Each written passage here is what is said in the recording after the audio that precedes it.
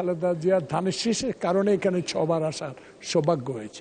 বহু প্রশ্ন করেছি, কোনোদিন উত্তর তখনকার যুবমন্ত্রী দেয় নাই। বিগত দিনে যারা ট্রেনিং নিয়ে এখনো প্রত্যেকটা উপজেলায় অবৈধভাবে তারা কাজ করছে, এই বিষয়ে কোনো পদক্ষেপ জাতীয় ফুটবল প্লেয়ার মাননীয় প্রতিমন্ত্রী নেবেন কিনা। আমি জাতীয় ফুটবল প্লেয়ার আমিনুল অত্যন্ত জনপ্রিয় ফুটবল খেলার, তার কাছে আমি আপনার মাধ্যমে জানতে চাই, এই যে যুব উন্নয়নের প্রশিক্ষণ নামে 16 বছর যারা এই সংসদে অনির্বাচিত ভোটবিহীন এসে তাদের দলীয় লোকগুলোকে প্রশিক্ষণ দিয়ে যুব মন্ত্রণালয়ে সম্পৃক্ত করেছে, যেটা আমি আল্লাহ পাক আমাকে শহীদ প্রেসিডেন্ট জিয়া খালেদা জিয়ার ধানের শীষের কারণে এখানে 6 বার আসার সৌভাগ্য হয়েছে।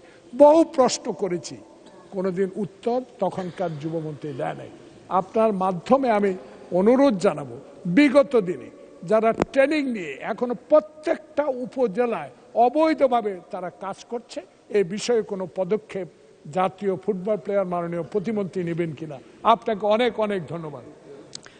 মাননীয় প্রতিমন্ত্রী, মাননীয় সংসদ সদস্য অতীতে কখনোই উত্তরের জবাব পাননি। জাতীয় সংসদ আশা করছে আপনি আজকে উত্তরের জবাবটা দিবেন দয়া করে। মাননীয় প্রতিমন্ত্রী। অবশ্যই মাননীয় স্পিকার, আপনাকে ধন্যবাদ এবং আমি ধন্যবাদ জানাচ্ছি আমাদের মাননীয় সংসদ সদস্যকে যে তিনি বিগত সময় কোনো উত্তর পাননি, বাট আমি এখানে উত্তর দেওয়ার জন্য প্রস্তুত রয়েছি।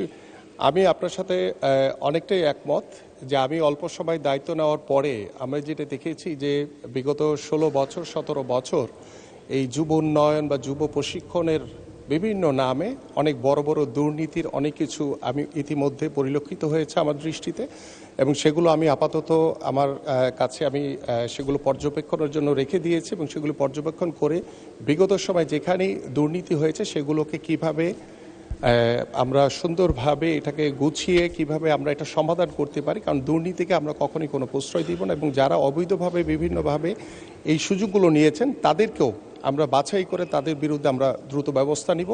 পাশাপাশি আমরা যুবকদের কর্মসংস্থানের জন্য, যুবতীদের কর্মসংস্থানের জন্য আমাদের মাননীয় প্রধানমন্ত্রী যে নির্দেশনা রয়েছেন সেই নির্দেশনা অনুযায়ী ইতিমধ্যে আমি আগামীতে আমাদের যে কর্মসংস্থানের লক্ষ্য নিয়ে যে আমাদের কার্যক্রম এবং আমরা কিভাবে যুব উন্নয়ন অধিদপ্তরের মাধ্যমে আমরা আরও ব্যাপকভাবে কর্মসংস্থান ব্যবস্থা করতে পারি এবং প্রশিক্ষণগুলো যাতে একদম সঠিকভাবে করা হয় সেগুলো আমি নিজে তদারকি করব ইনশাল্লাহ ভবিষ্যতে।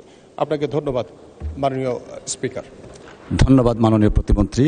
আমরা প্রত্যাশা করছি, আশা করছি মাননীয় সংসদ সদস্য জনাব জয়নাল আবেদীন ফারুক সাহেব আপনি আপনার জবাবটা পেয়েছেন। দীর্ঘদিন পাননি, আজকে পেয়েছেন।